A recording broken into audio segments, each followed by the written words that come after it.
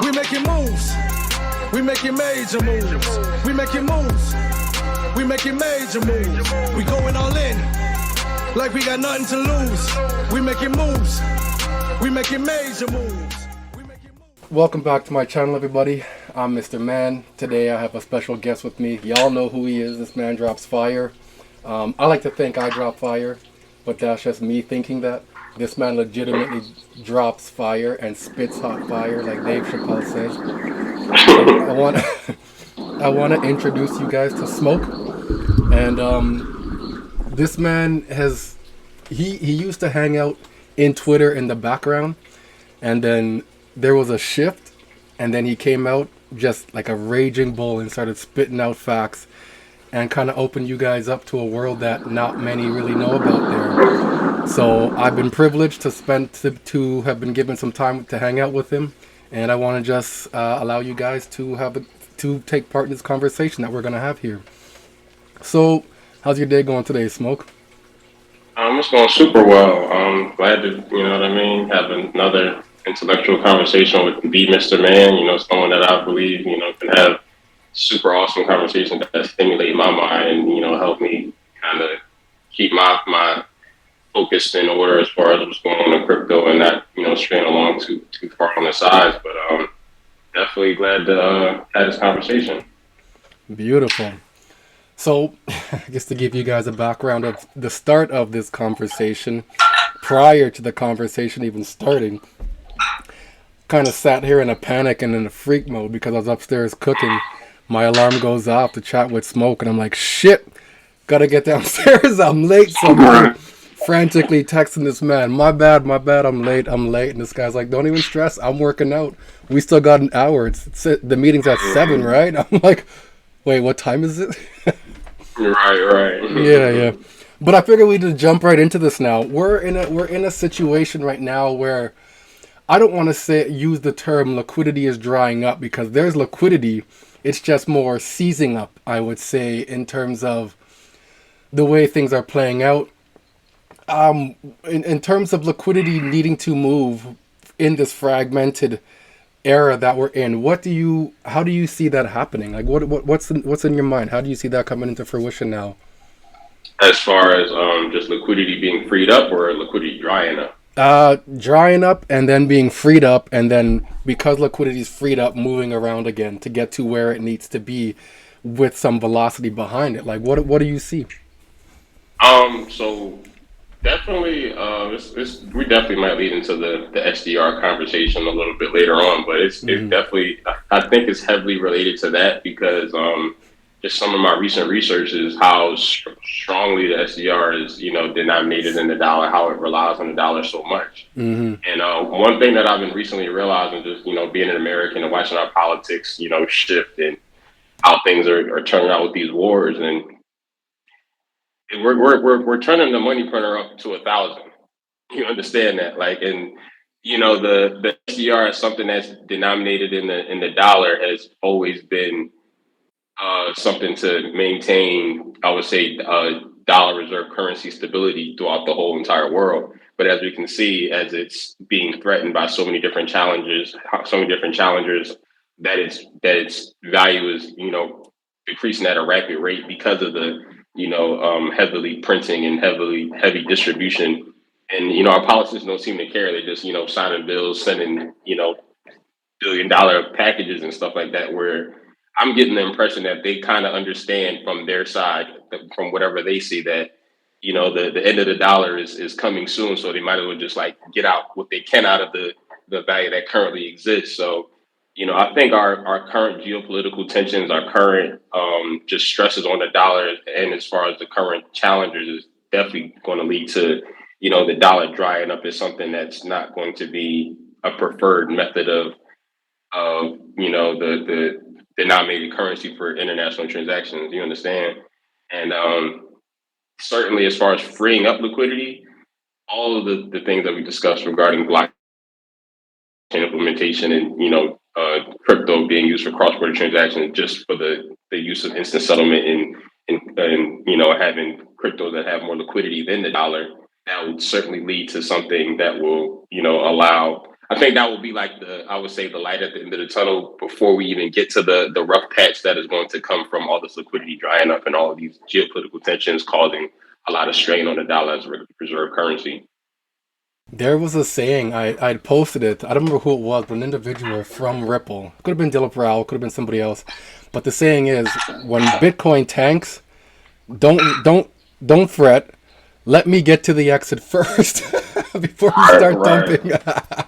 So, Exactly. so as you were talking about the I don't want to say death of the USD, or not even death, but just the haircut, or however you want to view it.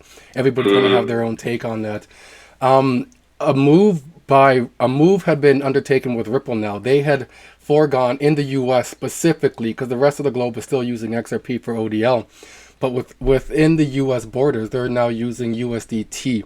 What do you see, or what do you take from this move? I have my own speculations on this, but what do you take from this?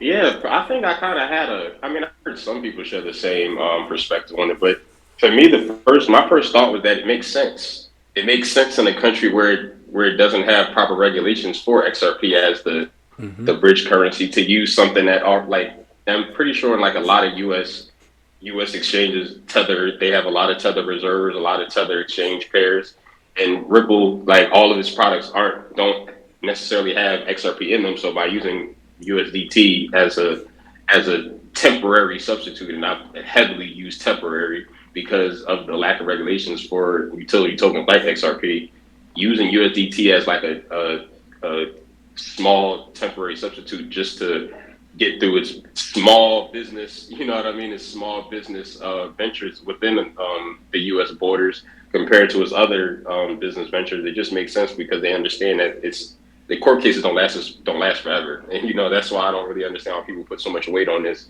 court case, because we actually are in the final inning, whether people see it or not. You know what I mean? By the summertime, it's going to be a thing of the past, and Ripple's going to be free to do as much U.S. business as it needs to / wants to, because of the the more clear decisions from the judge and whatever. But I don't take too much weight on the USDT being used in the Ripple situation, because there's nothing else that they could do if they wanted to at least test some of the Ripple technology and show U.S. banks and U.S. customers, what the technology can provide, and give them a preview of what they can have before they actually have clarity on their prized possession, XRP. I have my own take on this, and I'll give you, I guess, a brief insight. And the reason I'm going to say a brief insight, because I put out a video to my private Patreon group there about my take on this whole USDT and Ripple collaboration. I think it's a really neat one. Reason being is this puts USDT on the pedestal of, hypothetically, a global stablecoin in the position of the USD, like a stand-in 1-to-1. So it can operate within the U.S. borders. So that being said, recently Tether's been printing more than normal, I would say, and they've also bought a hell of a lot more Bitcoin. So that being said, I feel like Tether was trying to position themselves for this move here, as if they knew what was coming down the pipeline. So that being said, to be utilized in something as quick as RippleNet, with on-demand liquidity whenever you need it, just like that. I don't think Tether is going to be able to hold up to what Ripple and RippleNet have the capability of doing. And that being said, I think it's going to put Tether on the chopping block at this point, in terms of them showing their weaknesses and needing to mint. And then we're in a situation where Bitcoin is already dumping, based off of different geoeconomic forces pressuring it itself. So with that being said, I think USDT is going to find itself in a very interesting situation, being an offshore company operating within a heavily regulated jurisdiction. I think they're gonna find themselves in some serious hot water. But this is interesting to watch and just let it play out. I got my popcorn here. Not legitimately, but I definitely got some fictitious popcorn here, and just gonna enjoy this show, man. I mean, I think it's the thing that's first we talk about the shady dealings and the shady connections with Tether and their background and things like that. But if you just look at it from a surface level point of view, and this goes back to the S&P, I don't know if you remember the S&P evaluation that they had. It's an entire report that I read through a few times. Mm-hmm. But not having limited transparency on your reserve management and no risk appetite, the lack of regulatory framework, and this is just off the top. These are the four things that I remember off the. No asset segregation, which meaning that the value of Tether isn't even fully on the dollar, which that's what a stable coin should be. It should be 1-to-1 to a fiat currency. No asset segregation to protect the insolvency of the asset, and the limitations of USDT's redeemability for other currencies, things like that. Those are all just blaring red flags that like no one can deny. Those are just technical observations of what Tether is, and not like no speculation, no theories, no conspiracies regarding it. And if anyone trusts that, that's just just bad judgment to not think that those four blaringly just troublesome facts about the asset in general, especially the fact that they have no kind of system to protect itself from, I guess, instability, not making sure that its asset is 1-to-1 to a fiat currency to fit the exact definition of a functioning stablecoin. You feel me? Yeah, it's those also are just obvious ones to me. It's also in a situation where, like, in accordance with the BIS and the NYDFS in New York, they need to have monthly attestations. Tether comes out with quarterly attestations. So right off the hop, they're not adhering to the regulatory framework within New York. And New York is the one that had come out with the stablecoin and the bit licenses and all the, everything needed to operate stablecoins. And I think they're putting, I don't know. Like, I honestly, I'm just excited to watch this play out to see how it goes. I do hope people heed the warnings that individuals such as myself and Smoke have been putting out there, but to each their own at that point. So moving on, you had brought up the SDR now, and we're in a situation where liquidity is needed because it's fragmented, I want to say, globally. And to get something like that out there, I had put out a video not long ago where the individual has stated something like an eSDR is needed. Not we should have one, or it would be a great idea or good concept. It was needed. And then you have been putting out a lot of information to educate a lot of people about what an eSDR is, how it operates, what the architecture is, and the fact that it wouldn't be an entity such as the IMF, but rather a consortium of individuals putting out this not a currency, but this entity, this stablecoin, this CBDC, whatever you want to call it. I mean, just a recent screenshot that I have. So the SDR currently right now isn't a currency. You understand? Like, that's something that's just a clarification of it. Classification of it just on its current form. But when it turns into an eSDR, then it will be an official currency. So what's the difference between the SDR and the eSDR? The SDR is not a currency, however, it holds it's basically the currency. It's like a central bank IOU. You know what I mean? Like a liability for them, and it basically only benefits more developed, richer economies, and it's not fair for less developed economy because they can't afford. Because once you decide to borrow interest, a bunch of SDRs because of a lack of liquidity, or just you need some more funds to facilitate cross-border transactions or something like that, they pair it with really high interest rates for the SDR. Like the IMF will loan you a bunch of SDRs in exchange that you pay it back in high interest rates, and you have to pay it back in dollars. And as we understand, most less developed countries don't have that. And keeping up the interest rates is another hard thing to do, but only people. I've seen something where like Europe and the US are like take 80% of all SDRs. 80%. Wow. Yeah, that currently exists. Like they chart the percentages is crazy. Like it's just not fair, and that's really one of the main reasons why even the level playing field is a thing, because DLT will allow that to be. It will be a fair exchange because it will be more transparent. It will be more just more regulated and more. The records of who has SDR, who's paying it back with blockchain and DLT will allow more liquidity to be provided in. And I got some IMF documents specifically on DLT implementation of the eSDR. You know what I mean? I can send some of that to you. But SDR, like one of the definitions I've seen is like a paper gold. You understand? That is just used as a just a really good liability between banks to implement transactions. So, have you seen anything about a like a regulatory sandbox for an ESDR? I think so. I think I'm at the screen. I think I really hold on. Because man, Yeah, I don't mean to slow that conversation up, but yeah. I definitely feel like I've seen something recently on it. Because I've been digging for But like that. Yeah, go ahead, go ahead.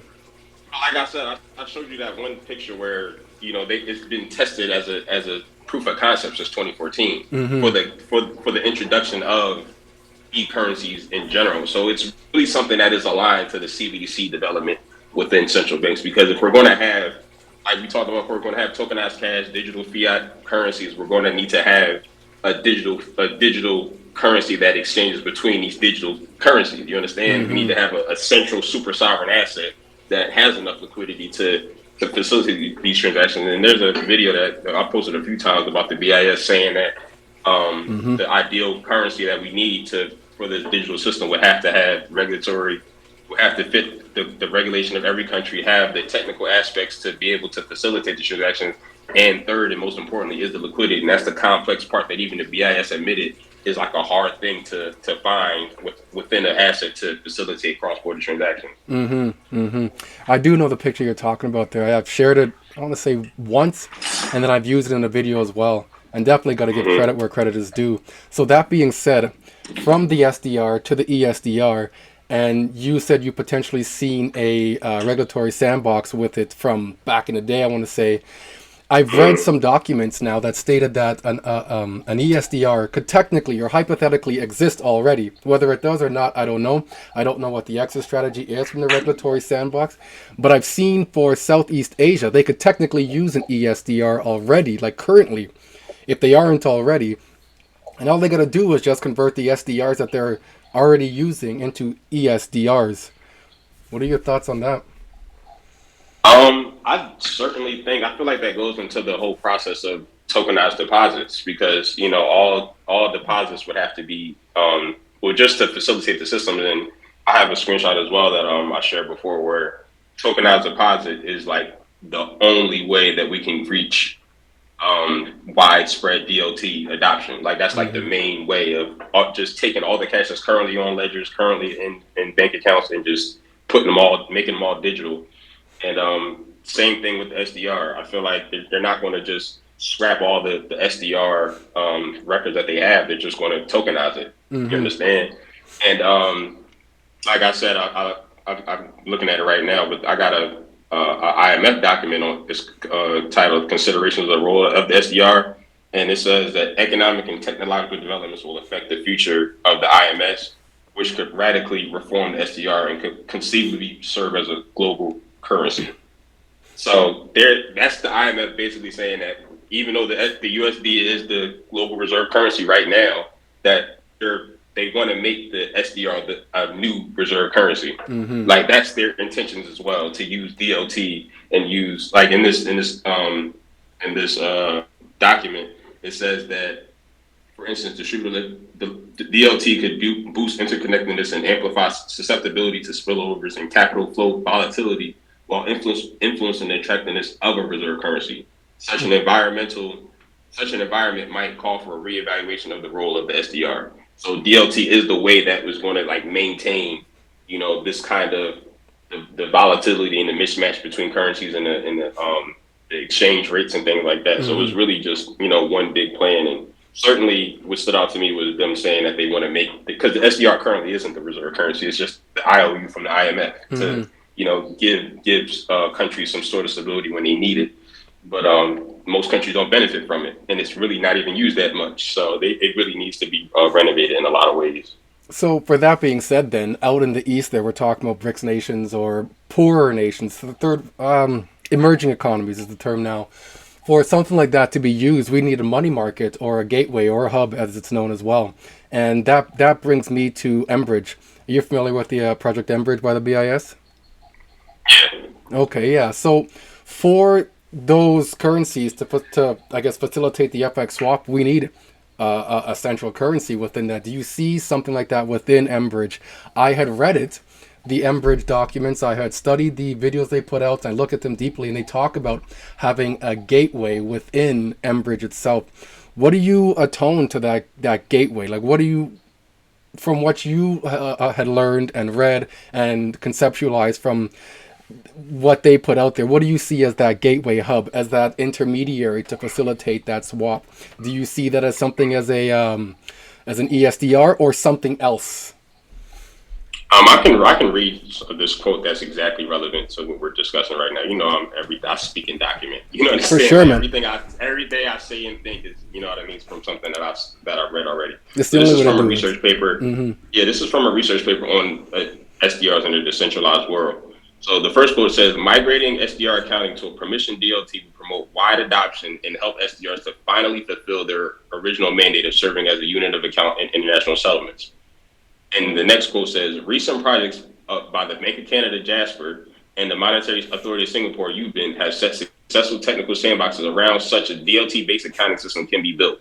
At the same time, it is crucial that the new system is designed as forward-looking so as to ensure interoperability with existing permissionless DLTs, such as Ethereum, that can facilitate the creation of a secondary private alt SDR market. So these projects that we're discussing, I feel like they're literally the stages that are going to be set for the eSDR to be traded in between them, because it cites Project that you're familiar with, Project Jasper. I know I've heard you talk about that before, and Project Ubin from Singapore, and Project mBridge is meant to connect those projects, and it directly cites right here how those are kind of the technical sandboxes where eSDR would perform well in. So I gotta ask. I hope I'm not the only one who's thinking this, but do you just have all these things on your computer that you read off of, or on your phone? Like, how do you pull them out so quickly, man? Both. I mean, I don't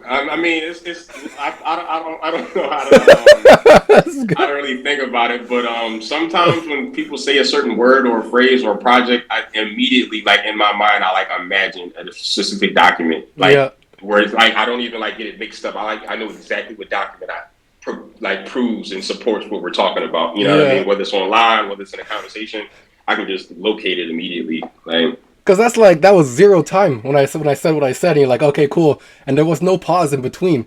Like, you just had it, like you were like legitimately just like scripting it out from your head, man. I can talk you through the you know what I mean. You said Project mBridge SDR, and I'm like, I've seen something with projects that, you know what I mean, related to SDR. Then it's like, I'm saying it was. I mean, I didn't see it recently, but it's definitely related to this conversation, and like I feel like that's a deep connection to that mBridge and Jasper and Ubin. There aren't just like independent solo projects that are like meant to be operated independently and not interoperate with these systems. And because the IMF and BIS, are overseeing these systems and things like that, and the ESDR, like, it's not going to be sent in between banks. It's going to be sent between these projects and that have already been tested already. You understand? So let me just set this up now. On June 30th, 2024, we have stablecoins going live with Micah early. We have December 30th, 2024, Micah goes live. January 1st, 2025, we have the BIS going live with their global framework. Just jumping back, mBridge is going live sometime this year, first half of this year. And then so ISO is currently being adopted still, because there's still a lead-in period to this transition. And in 2025, I believe it's March 10th or November, the coexistent period for Canada and US comes to an end. In 2028, coexistence comes to an end for the ECB and UK. At that point, when ISO is fully adopted, coexistence ends. What is the world that you foresee happening here with the DLT that we're talking about here to facilitate all these swaps? 100%.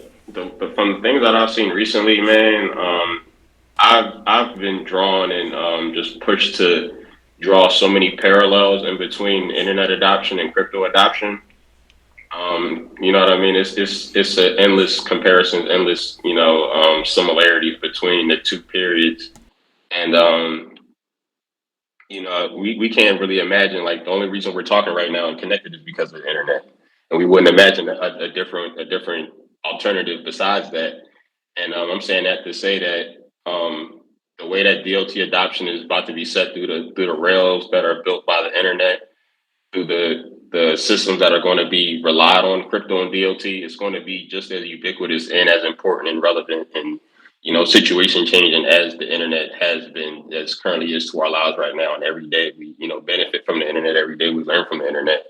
And once these all these systems and rails are in place and regulated and serving this utility and serving this good cause for just humanity and society in general, it's literally going to be an environment like, wow, how was we operating without this? How was we operating in a world without instant payments, without, um, you know, not having proper liquidity, waiting days for transactions, not having instant settlement, and there's definitely going to be a lot of pros to it. And like I said, just like the internet, I can see, medium to long term, it's going to be just as ubiquitous, just as relevant and important to our day to day lives as the internet current is regarding DLT, crypto, blockchain, and just all kind of like, I would even say DeFi. I'll put DeFi in there. How it's going to just change the ways how banks generate profits, how people look at just investing and saving money and generating a percentage on their hard-earned cash, and even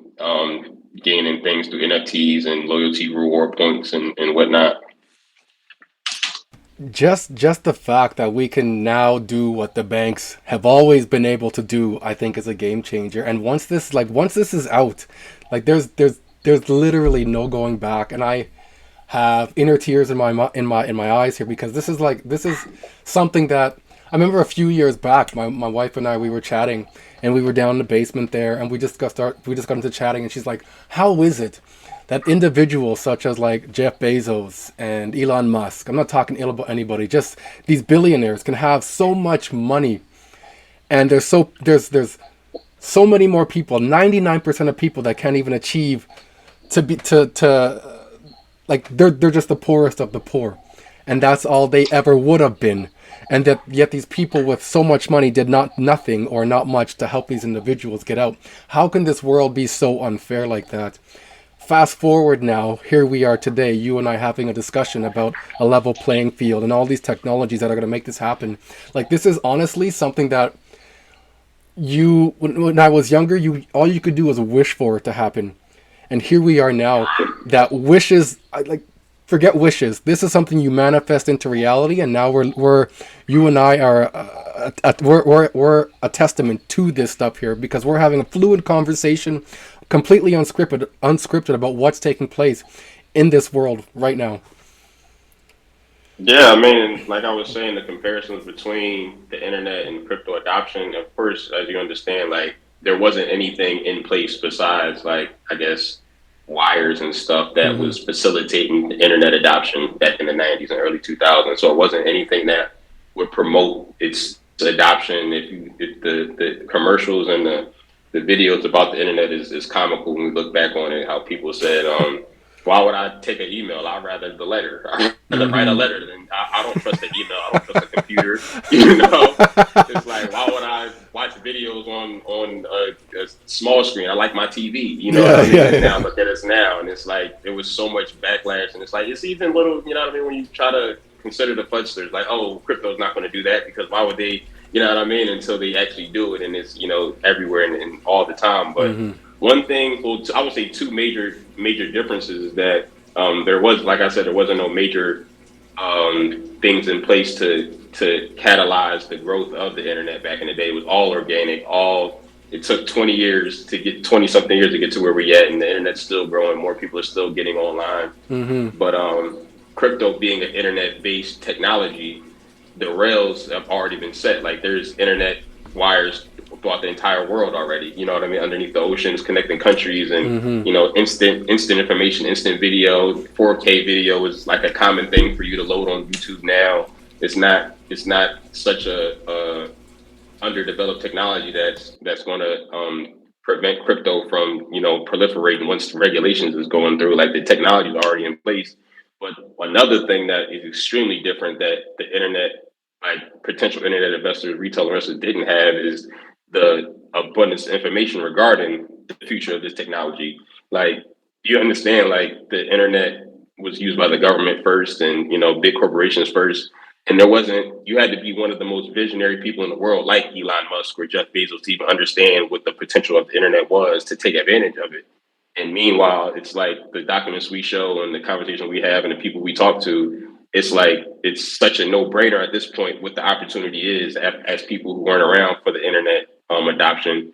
And not even just that, I doubt there was as much research and testing and projects and proof of concept for the internet and its usage for sending messages and playing videos as it is for all these crypto projects. You understand? And all of their utilities and implementations. So it's like those are two major differences where it's like it's going to happen. The adoption is going to be a lot more rapid. I can see a lot more like major crypto projects coming out of this boom as opposed to just the internet, which just had Amazon, Google, Microsoft, Apple, just a handful of companies that were able to take advantage of it. I can see 10 to 20, you know what I mean, major Amazon, Microsoft level companies that are making the same impact as those internet companies are today. Well said, man. Well said. So with this new finternet being created in front of our eyes here, financial internet, the internet of value, a lot of people still have this innate fear of CBDCs. What's your stand on them? Like personally, I don't have any fear in them. I'm going head on. I've done anything that causes me fear. I want to know about it. I want to know why it caused me fears. In the early days when I first caught on to CBDCs, I had no clue what they were because I was more fearful of the whole. Not fearful of COVID, but I was out there, one of the people protesting COVID, and then they came out, and I found out that they are coming out with the CBDC. It's going to be control, all this, what I'm talking about, right? So that being said, I had that fear mind state regarding or surrounding a CBDC.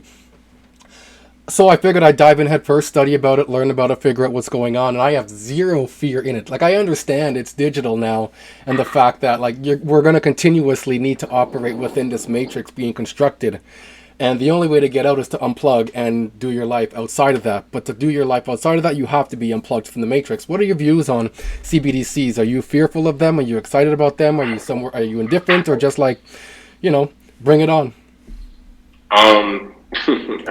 I think a lot of the fears are sometimes misplaced and slightly irrational. So I would throw myself, I guess, in the indifferent category. And I say that because, what's the thing that people are fearful of? Control, monitoring, some kind of observation. Do the world governments not already have that? The world governments not already can shut your bank account off when they feel like it, can seize your home, can arrest you for bogus charges if you're a public enemy number one. So it's like to say that CBDCs are going to introduce a new form of control that we've never had before. It's kind of, you know what I mean? Of course, I think the only thing that's different than what we currently have now that CBDCs would introduce is programmable payments and programmable currencies. And it's if in a certain way we are you gotta have a concept of welfare and food stamps in Canada, where you can only spend money for food that's given to you by the government. Yeah, we got that, man. We got that. And if you don't abide by the rules of that, as far as I guess income standards and living standards and house standards, then you don't get food stamps anymore. You understand? It gets taken from you. So it's you have to really just lock in and understand what controls already exist and understand what CBDCs are introducing to the market that's new and that's not new.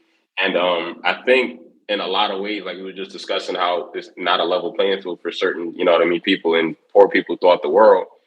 A lot of people in remote countries and, remote regions of the world don't have access to currency because of physical constraints. You understand, where they can't even get access to money because there's nowhere that distributes money where they live at. You understand, even if they wanted to work for the money, there's nowhere that has money to give to them physically. And they have phones that connect to the internet. And a crazy statistic I heard is that there's more people that have access to smartphones than toilets. So imagine people that could, you can look that up. That's wild. Yeah, so imagine all of those people that don't have bank accounts but have phones, and if they could have their currency distributed to them by doing internet-based work, digital work, and then being able to spend money, order things, transact between each other just because they have a phone that never had the opportunity or never had the capability because of strictly physical constraints. And I would just say that's just one of the pros, why CBDCs are going to be good for a lot of people who don't have access to, their country's currency. But for developed countries that, you know what I mean, have people where it's easy to open bank accounts, things like that. If you open a big account, if you got a smartphone, if you got social media, if you got anything that you put your data on, you're already under their control, and you already have underneath any kind of consequences. You know what I mean? You're likely to be subject to any consequences that you're already in fear of. It's basically my point. That's a really good point, man. Like, you hit it home with that one. There is a question I want to ask, but I don't think I'm going to. I'm going to save that for should you and I connect again. And it's surrounding the research you've been doing. I guess you and I have been chatting in the background there to let people know IOB. And, and this is like this is to me, at least, this is next level in terms of what I'm learning and how this can interact with the body. IOB stands for Internet of Bodies, and this is I guess a rabbit hole that not many people have gone down or know about, or they're are not willing ready to to go even down open. it. No, they're not. They're really not. That's why I think we should hold it off for the next show. But I did want to bring it up purposefully to get people to start licking their chops, rubbing their hands, and be like, "What is this IOB stuff that these two are talking about here?" Right. Yeah, that's definitely something you should do on your own. Like I'm not even going to act like that I'm extreme. That's something that, you know what I mean, I would say I'm in the more fearful category of, as opposed to CBCs, because it's a lot that's going to benefit hospitals, governments, countries, and it's related to digital IDs, where countries have incentives to implement those on people. And the only thing about that is how are you going to implement? Like, we've seen the lengths that they went to implement vaccines. The extreme lengths that they went to coerce and force people to take them. What is going to be the means and force that they're going to use to integrate technology into your body that you don't want? That's just an entirely different conversation, and that's just something that I can't even say I have the answers to at this moment. Yeah, no, I'm not willing to take this upbeat conversation and turn it into something so dark like that, because that's the only place I can see it going. Anything I've researched and learned about this doesn't seem desirable to me. Neuralink being a start, if you will. Like, it just doesn't seem desirable. Right. And Neuralink to me is very, I want to say, mainstream, because everybody knows about Neuralink. There's levels to what IOB can do, what it can bring, and where it can go. So I don't want to take up too much of your time. I would love to chat with you again, but you mind if I make one last comment? Absolutely, man. Say what you got to say. Yeah. So just bringing it back to the eSDR conversation. This is just something that clarified a lot for me. When we talk about gold-backed currencies and gold-backed just international cross-border transactions. So this is from that same paper that I read earlier about the eSDR being used in current projects and like Jasper and Ubin and mBridge. This quote says that it is imaginable to tie the intrinsic value to a basket of commonly traded goods, commodities, and services that capture real basic human needs. Such a basket should include metals, oils, natural gas, all of which have already shown to correlate well with present-day SDR's value. The pegged basket of goods will become the new gold standard, but without its shortcomings, as it represents tangible modern human needs and adheres to global agreed upon constraints and requirements.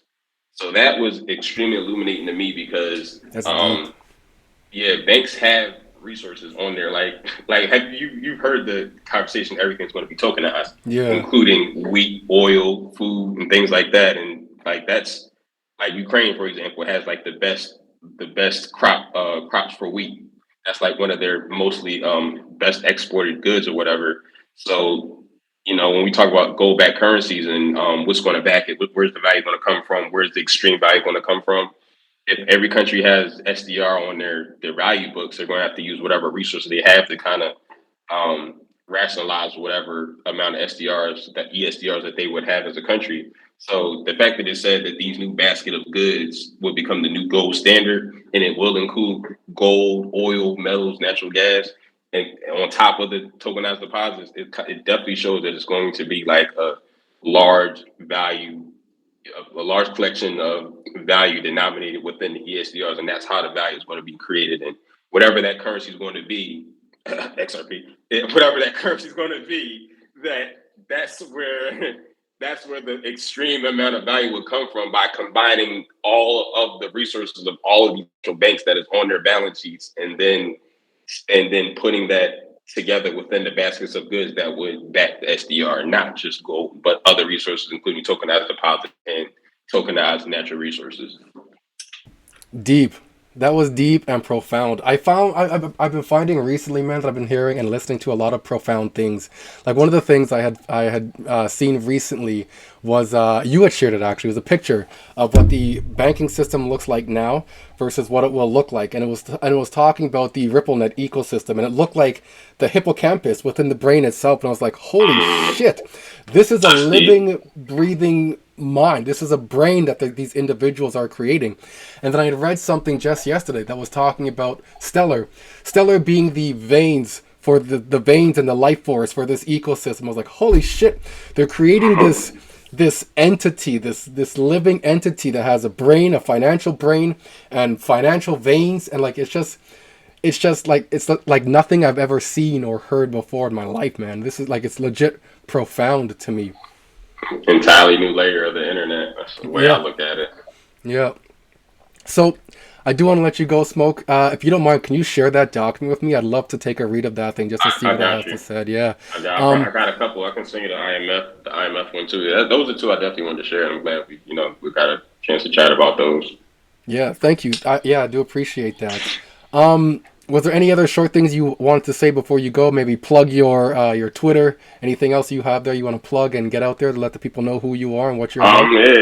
Yeah, you can find me on X as Smoke Dog.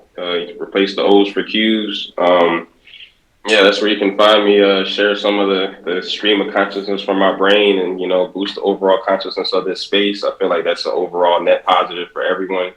It's a positive ROI for me, for you, for everyone else that decides to learn from this information. And, I enjoy learning off the platform. I enjoy people challenging me to push myself to find, the answers to some of the pressing questions. It's definitely something that keeps me intellectually stimulated. And I feel like in the long term, this is going to be something that, we're glad that we all participated in and partaked in. And definitely glad to be here in this moment, and grateful to be able to connect with people like Mr. Man. And hope everyone enjoyed the conversation. Beautiful. Thanks so much, you guys. I hope you all enjoyed this show, and I hope you found some value in this. Until next time, I'll see you on the next one. We making moves. We making major moves. We making moves.